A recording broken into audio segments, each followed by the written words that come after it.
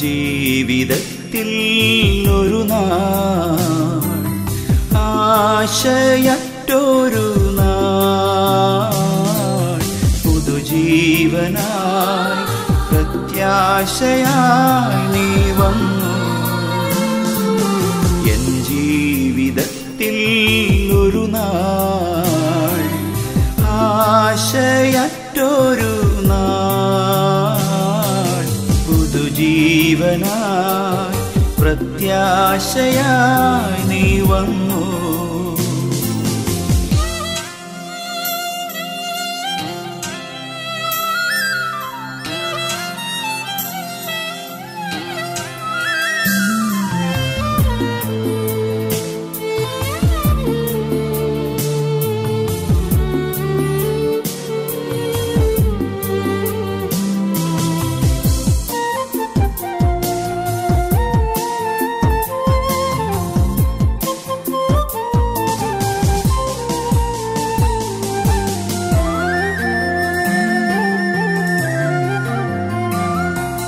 തീരാത്ത ദുഃഖത്തിൽ ആണ്ടിരുന്ന നാൾ ആശ്വാസകിരണമായി നീ ഉദിച്ചു.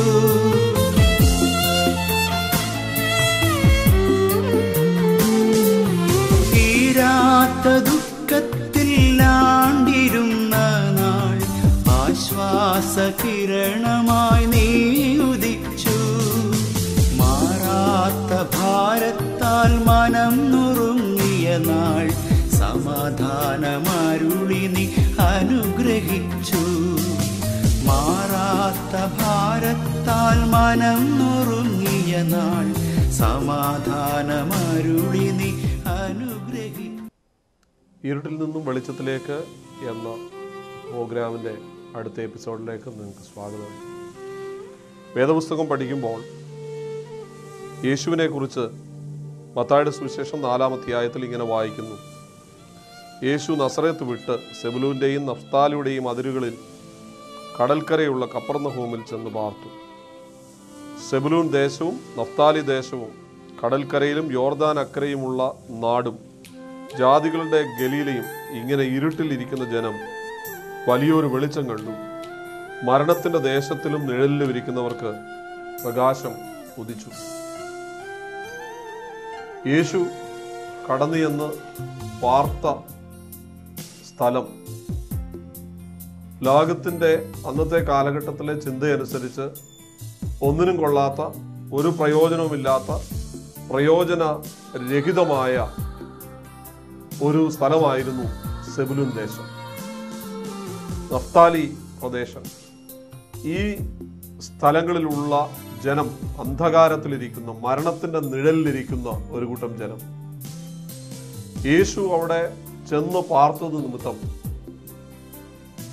ഇരുട്ടിലിരുന്ന ജനം വലിയൊരു വെളിച്ചം കണ്ടു എന്ന് അവിടെ നമ്മൾ വായിക്കുന്നു. മരണത്തിൻ്റെ നിഴലിലിരുന്ന ജനം പ്രകാശത്തിലേക്ക് യേശു മുഖാന്തരം നയിക്കപ്പെട്ടു എന്നും നാം അവിടെ വായിക്കുന്നു. യേശു ജീവിച്ച കാലഘട്ടത്തിൽ താൻ പാർത്ത ഇടത്തെ ജനത്തെ തൻ്റെ സാന്നിധ്യം കൊണ്ട് ഇരുട്ടിൽ നിന്ന് വെളിച്ചത്തിലേക്ക്, മരണത്തിൻ്റെ നിഴലിൽ നിന്നും പ്രകാശത്തിലേക്കും നയിക്കാനിടയായെങ്കിൽ അതേ യേശു ഇന്നും തൻ്റെ സാന്നിധ്യം കൊണ്ട് ജനങ്ങളെ ഇരുട്ടിൽ നിന്നും വെളിച്ചത്തിലേക്കും, മരണത്തിൻ്റെ നിഴലിൽ നിന്നും പ്രകാശത്തിലേക്കും നയിച്ചുകൊണ്ടിരിക്കുന്നു.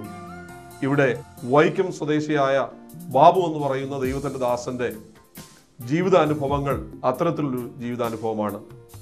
തൻ്റെ ജീവിത അനുഭവങ്ങളിൽ നിന്ന് ഈ പറയുന്ന വേദപുസ്തക സത്യമാണ് എന്ന് നമുക്ക് ബോധ്യപ്പെടുവാനിടയായിത്തീരും. ആ ദൈവദാസന്റെ അനുഭവങ്ങളിലേക്ക് നമ്മുടെ ശ്രദ്ധയെ നമുക്ക് തിരിക്കാം.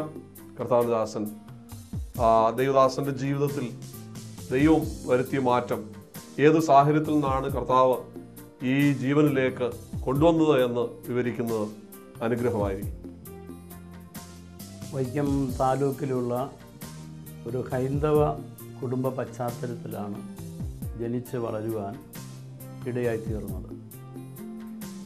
വിദ്യാഭ്യാസ കാലത്തിനെല്ലാം ശേഷം ജീവിത മാർഗങ്ങളിലേക്ക്, ബിസിനസ് കാര്യങ്ങളിലേക്ക് തിരിഞ്ഞു. അപ്പോൾ തന്നെ രാഷ്ട്രീയപരമായും മതപരമായ ചില കാര്യങ്ങളിലെല്ലാം ഇടപെട്ട് പൊതുവായ പ്രവർത്തനങ്ങളിൽ കൂടുതൽ സമയം ചെലവഴിക്കുവാനായിട്ടുള്ള സാഹചര്യം എന്നെനിക്കുണ്ടായി. ഏറ്റവും കൂടുതൽ സമയം അന്ന് ചെലവഴിച്ചത് SNDP യോഗ പ്രവർത്തനങ്ങളിലായിരുന്നു. ഒരു സാമൂഹ്യ പ്രവർത്തകൻ എന്ന നിലയിൽ വളരെ കൂടുതൽ സമയം അതിൻ്റെ പ്രവർത്തനങ്ങൾക്ക് വേണ്ടി ചെലവഴിച്ചിരുന്നു. അതിൻ്റെ പ്രധാനപ്പെട്ട കാരണം ശ്രീനാരായണ ഗുരുവിൻ്റെ സന്ദേശങ്ങൾ എന്നെ ശക്തമായി സ്വാധീനിച്ചിരുന്നു. ഒരു ജാതി, ഒരു മതം, ഒരു ദൈവം, മനുഷ്യന്. മതമേതായാലും മനുഷ്യൻ നന്നായാൽ മതി. ജാതിഭേദം, മതദ്വേഷം ഏതുമില്ലാതെ സർവരും സോദരത്വേന വാഴുന്ന മാതൃകാസ്ഥാനമാണ് ഇത് എന്ന് ഭജനമഠത്തിൻ്റെ ഭിത്തിയിലെല്ലാം എഴുതി വച്ചിരിക്കുന്ന വാക്യശലകങ്ങളെല്ലാം വളരെ എന്നെ ആകർഷിച്ചിരുന്നു. ആ നിലയിൽ ഗുരു സന്ദേശങ്ങളിൽ പ്രാധാന്യത ഞാൻ കണ്ടെത്തുകയും അതനുസരിച്ച് ജീവിതത്തെ മുന്നോട്ട് നയിക്കുവാൻ ഇടയായിത്തീരുകയും ആ നിലയിൽ ഞാൻ എൻ്റെ കുടുംബ പശ്ചാത്തലത്തിൽ എൻ്റെ അച്ഛൻ മദ്യപാനി അല്ലായിരുന്നു. അപ്പോൾ തന്നെ ഞാനും മദ്യപാനമായിട്ട് ബന്ധമില്ലാത്ത, അല്ലെങ്കിൽ പുകവലി, അത്തരം മോശമായ ഒരു ജീവിതശൈലി ഒന്നും ഇല്ലാത്ത നിലയിൽ ആ കാലഘട്ടത്തിൽ ശരിക്കും പറഞ്ഞാൽ നല്ല നിലയിൽ ജീവിക്കുന്ന ഒരു സാഹചര്യത്തിൽ മുന്നോട്ട് ജീവിച്ചു പോകാനുള്ള അവസരങ്ങൾ ഈ പൊതുപ്രവർത്തന മേഖലയോടുള്ള ബന്ധത്തിൽ എനിക്ക് ലഭ്യമാകുവാൻ, ഗുരു പറഞ്ഞ പോലെ തന്നെ കള്ള് ചെത്തരുത്, കുടിക്കരുത്, കൊടുക്കരുത് എന്നുള്ള ആശയങ്ങൾ എൻ്റെ ജീവിതത്തിൽ പ്രാവർത്തികമാക്കുക മാത്രമല്ല, അന്നത്തെ SNDP യോഗ പ്രവർത്തകരുടെ ഇടയിൽ ഇന്ന് അന്വേഷിച്ചാലും അറിയാം, ഞാൻ അധ്യക്ഷത വഹിച്ച യോഗത്തിൽ മദ്യം അല്പം കഴിച്ച ആളുകളെ ഞാൻ അതിനകത്ത് പ്രവേശിക്കാതെ പുറത്താക്കിയിട്ടുണ്ട്.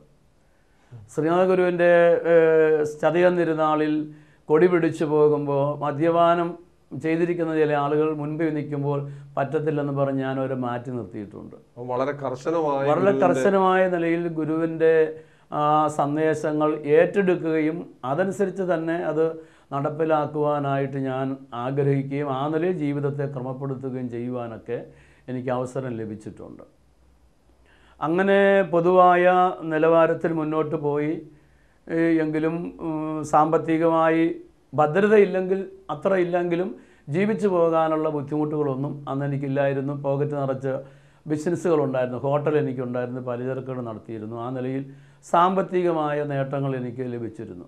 രാവിലെ ഒരു 5 മണിക്കൊക്കെ വീട്ടിൽ നിന്ന് ഹോട്ടലിലേക്ക് എത്തിയാൽ പലചരക്കടയിൽ അത് കഴിഞ്ഞ് പോകും. അത് കഴിഞ്ഞ് ഉച്ച കഴിഞ്ഞുള്ള സമയം കംപ്ലീറ്റ് പൊതുവായ കാര്യങ്ങൾക്ക് വേണ്ടി മാറ്റിവെച്ചിട്ട് ആ നിലയിൽ ആളുകളെ സഹായിക്കുവാനും നൂറുകണക്കിന് കുടുംബ വിഷയങ്ങളിൽ ഇടപെട്ട് പ്രശ്ന പരിഹാരം ഉണ്ടാക്കാനും അതിർത്തി തർക്കങ്ങൾ പരിഹരിക്കാനും അങ്ങനെ നാട്ടുകാരുടെ പല കാര്യങ്ങൾക്കും വേണ്ടി എൻ്റെ ജീവിതത്തിൻ്റെ നല്ലൊരു ഭാഗം മാറ്റിവെച്ച് ഒരു സമൂഹത്തിനെന്ന് വേണമെങ്കിൽ പറയാം, എല്ലാവർക്കും ഉപകരിച്ചു എന്ന് പറയാൻ പറ്റത്തില്ല. ഇരുന്ന് കാര്യ നടത്തുന്ന നിലയിൽ വളരെ കാര്യങ്ങൾ എൻ്റെ ആ 16-ാമത്തെ വയസ്സ് മുതൽ എൻ്റെ നല്ല പ്രായങ്ങളിൽ അത്തരം കാര്യങ്ങൾക്ക് വേണ്ടി ചെലവഴിച്ച് ബന്ധപ്പെട്ട് ഓടുവാനൊക്കെ ഇടയായി തീർന്നിട്ടുണ്ട്. അതിനകത്ത് എനിക്ക് നല്ല ആളുകളുമായിട്ട് ബന്ധപ്പെടുവാനും നല്ല വ്യക്തി ജീവിതങ്ങളുമായിട്ടൊക്കെയുള്ള ഇടപെടലുമൊക്കെ എനിക്ക് ആ കാലഘട്ടത്തിൽ ഉണ്ടായിട്ടുണ്ട്. എന്നാൽ ഇതൊക്കെ സത്യമായി നിൽക്കുമ്പോൾ തന്നെ എൻ്റെ വ്യക്തിപരമായ ജീവിതത്തിലേക്ക് തിരിഞ്ഞു നോക്കുമ്പോൾ എൻ്റെ അനുഭവത്തിൽ ഭയങ്കര തകർച്ചകളും പ്രതിസന്ധികളുമെല്ലാം എനിക്കുണ്ടാകുകയും എൻ്റെ ഈ നല്ല പ്രവർത്തനങ്ങൾ കൊണ്ടോ ഈ നല്ല ജീവിതം കൊണ്ടോ പ്രയോജനമൊന്നും എനിക്ക് ലഭിച്ചില്ലെന്ന് മാത്രമല്ല, ഞാൻ അടിക്കടി പരാജയത്തിലേക്ക് പോവുകയും എൻ്റെ മനസ്സിനേറ്റ ആഘാതങ്ങളും വളരെ മുറിവുകളും വെളിയിൽ പറയുവാൻ പറ്റാത്ത നിലയിൽ ഞാൻ തകർന്നു പോയിട്ടുണ്ട്. സമൂഹത്തിൽ വ്യക്തികളുടെ പ്രശ്നങ്ങളെ പരിഹരിക്കുമ്പോഴും നമ്മുടെ പ്രശ്നങ്ങൾ പരിഹാരമില്ലാതെ ഞാൻ വൈഷമ്യപ്പെട്ടിട്ടുണ്ട്. ഞാൻ എൻ്റെ സ്നേഹിതരുമായിട്ട് ഇടപെടുന്ന മേഖലകളിലൊക്കെ ഞാൻ കണ്ടിട്ടുണ്ട്. ചിലർ മാനസിക പ്രശ്നം ഉണ്ടാകുമ്പോൾ ചില ആളുകൾ മദ്യത്തിന് അടിമയാകാറുണ്ട്. പക്ഷേ എനിക്കങ്ങനെ ഒരു ശീലമില്ലാത്തത് കൊണ്ട് ഞാൻ അങ്ങനെയൊന്നും പോയി അഡിക്റ്റ് ആയിട്ടില്ലെങ്കിലും ഞാൻ വളരെ മനസ്സുകൊണ്ട് വളരെ പറഞ്ഞു തീർക്കാൻ പറ്റാത്ത വേദനകളും ജീവിതം അത്രയ്ക്ക് എനിക്ക് അസ്വസ്ഥമായി മാറിയ സാഹചര്യങ്ങളും എൻ്റെ അനുഭവത്തിലൂടെ പിന്നീട് വന്നു ചേരുവാനിടയായി തീർന്നു. അപ്പം നല്ലവനായി നമ്മൾ ജീവിച്ചത് കൊണ്ടും മറ്റുള്ളവരുടെ പ്രശ്നങ്ങളെ പരിഹരിക്കുന്നതിൽ സമൂഹത്തിൽ ഇടപെട്ടത് കൊണ്ടും സാമുദായികമായ നിലകളിൽ നമ്മൾ ആക്റ്റീവ് ആയതുകൊണ്ടും നമ്മുടെ ജീവിതത്തിൻ്റെ പ്രശ്നങ്ങൾ പരിഹരിക്കപ്പെടത്തില്ല. നമ്മുടെ ജീവിതത്തിലെ വേദനകൾ പരിഹരിക്കാൻ ഇതൊന്നും ഒരു പരിഹാരമല്ല എന്നുള്ള സത്യം എൻ്റെ ജീവിതം കൊണ്ട് എനിക്ക് നന്നായിട്ട് ബോധ്യപ്പെടാൻ കഴിഞ്ഞിട്ടുണ്ട്. ഇനി ഭക്തി കൂടിയത് കൊണ്ടും പ്രയോജനമുണ്ടെന്ന് എനിക്ക് തോന്നുന്നില്ല. കാരണം എൻ്റെ നാട്ടിലുള്ള ചില സ്നേഹിതന്മാർ എനിക്ക് ഭക്തിപരമായി ജീവിച്ച ആളുകളുണ്ട്. അവരുമായിട്ടുള്ള ബന്ധപ്പെടലിൽ ഞാൻ 34 വയസ്സിന് മുമ്പ് 16 വർഷം തുടർച്ചയായി ശബരിമലയിൽ പോയൊരു വ്യക്തിയാണ്. എൻ്റെ പ്രായത്തിൽ ഉള്ള ആളുകളൊന്നും അന്ന് അത്രയ്ക്ക് ഭക്തരായെന്ന് പറയാൻ എൻ്റെ നാട്ടിലാർക്കും പറ്റത്തില്ല. അതുപോലെ ഉള്ള ഭക്തി നിർഭരമായ ജീവിതത്തിൽ 16 വർഷം ഞാൻ പോകാൻ തുടങ്ങിയിട്ട് 34 വയസ്സ് വരെ ഞാൻ തുടർച്ചയായിട്ട് 16 വർഷം ഞാൻ ശബരിമലയ്ക്ക് പോയിട്ടുണ്ട്. അപ്പോൾ നല്ല മതഭക്തനായിരുന്നു എന്ന് പറയാൻ ഒരു കുഴപ്പമില്ല. കാരണം എല്ലാ ദിവസവും വൈക്കം ടൗണിൽ എത്തുന്ന ഞാൻ എല്ലാ ദിവസവും വൈക്കത്ത് അമ്പലത്തിൽ പോകും. 1-ാം തീയതി തോറും ഗുരുവായൂർ ക്ഷേത്രത്തിൽ പോകുന്ന പതിവുണ്ട്. SNDPയുടെ ആഭിമുഖ്യത്തിൽ വർക്കലയിൽ ഉള്ള തീർത്ഥാടനത്തിന് എല്ലാ മാസവും ഡിസംബർ മാസത്തിൽ എല്ലാ വർഷവും പോകുന്ന ഒരു പതിവ് എനിക്കുണ്ട്. അങ്ങനെ അതിനോടുള്ള ബന്ധത്തിലുള്ള ആ മതകാര്യങ്ങളിലും അന്നത്തെ ദൈവീക ചിന്തയനുസരിച്ചുള്ള ആ കാര്യങ്ങളിലുമൊക്കെ ശുഷ്കാന്തിയോടെ പ്രവർത്തിക്കുകയും എൻ്റെ വീടിന് തൊട്ടടുത്ത ക്ഷേത്രം പുനരുദ്ധാരണം ചെയ്യുമ്പോൾ അതിൻ്റെ ആദ്യത്തെ പൂജ നടത്താനായിട്ടൊക്കെ ഞാൻ അനുവാദം ചോദിച്ചു വാങ്ങി അതിൻ്റെ എല്ലാ കർമ്മങ്ങളും ഞാനാണ് ആദ്യമായിട്ട് പൂജ നടത്തുകയും താലപ്പൊലി നടത്തുകയും അതിനു വേണ്ടിയിട്ടൊക്കെ കൂടുതൽ ശുഷ്കാന്തി എടുത്ത് നടക്കുകയും ചെയ്തത്. സോ പൗലോസിനെ പോലെ മതപരമായ കാര്യങ്ങളിൽ ഭയങ്കര തീഷ്ണതയുള്ളൊരു വ്യക്തിയായിരുന്നു. തീഷ്ണതയോടെ നടന്നു. വൈക്കത്ത് തന്നെ ഈ SNDP യോഗത്തിൻ്റെ കെയർ ഓഫിൽ നടക്കുന്ന ശ്രീനാഥ ഗുരുവിൻ്റെ ആഘോഷകാര്യങ്ങളിൽ ചതയദിനാഘോഷത്തിനൊക്കെ വൈക്കം പട്ടണത്തിലൊക്കെ അതിൻ്റെ മുമ്പിൽ ഇതിലൊക്കെ അന്ന് ഞാൻ പാൻ്റ് ഇടുന്ന ശീലമില്ല. എനിക്ക് ഡബിൾ മുണ്ട് ഉടുത്തുള്ള ശീലമാണ്. അന്ന് മുണ്ടിൻ്റെ അടി മുഴുവനും ശരിക്കും പറയുന്ന അഴുക്ക് പറ്റും. കാരണം മടക്കി കുത്താതെ മുണ്ടിങ്ങനെ അഴിച്ചിട്ട് ആനയുടെ മുമ്പിലോ അല്ലെങ്കിൽ റാലിയുടെ മുമ്പിലോ ഒക്കെ ആ നേതൃത്വം കൊടുത്ത് നടന്നു പോകുന്നതിനകത്ത് ഭയങ്കര അഭിമാനവും സന്തോഷവും ഒക്കെ ഞാൻ അനുഭവിച്ചിട്ടുണ്ട്. അതായത് ഒരു SNDPക്കാരനായതിൽ, ഭാരതത്തിൽ പിറന്നതിൽ, പ്രത്യേകിച്ച് വൈക്കത്തിൻ്റെ മണ്ണിൽ പിറന്നതിൽ ഒക്കെ ഞാൻ ഒത്തിരി അഭിമാനം എൻ്റെ മനസ്സുകൊണ്ട് കൊള്ളുകയും ആ നിലയിൽ സന്തോഷിക്കുകയും ചെയ്ത അനുഭവങ്ങൾ എൻ്റെ പിന്നിലുണ്ട്. എന്നാൽ ഞാൻ പറഞ്ഞു വരുന്നത്, ഒരു കാലഘട്ടത്തിന് ശേഷം എൻ്റെ ജീവിതത്തിലേക്ക് ഈ പറഞ്ഞ മതഭക്തി കൊണ്ടോ SNDPയുടെ സ്വാധീനം കൊണ്ടോ രാഷ്ട്രീയ സ്വാധീനം കൊണ്ടോ കൂട്ടുകാരുടെ സ്വാധീനം എല്ലാം എനിക്കുണ്ട്. ഇതൊക്കെ ഭയങ്കരമായിട്ട് എനിക്കുണ്ട്.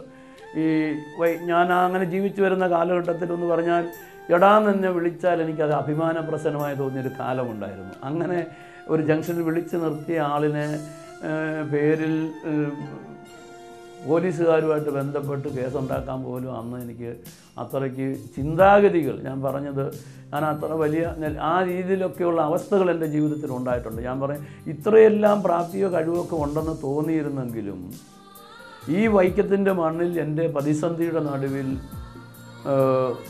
ഒരു ഇഴഞ്ഞു നടക്കുന്ന പുഴു വീണ് കിടന്ന് ഇഴയുന്നത് പോലെ എൻ്റെ പ്രശ്നത്തിന് പരിഹാരം കാണാൻ കഴിയാതെ ഞാൻ ഒന്നുമില്ലാത്തവനായി നിസ്സാരനായി വീണുപോയ സാഹചര്യം എൻ്റെ ജീവിതത്തിലുണ്ട്.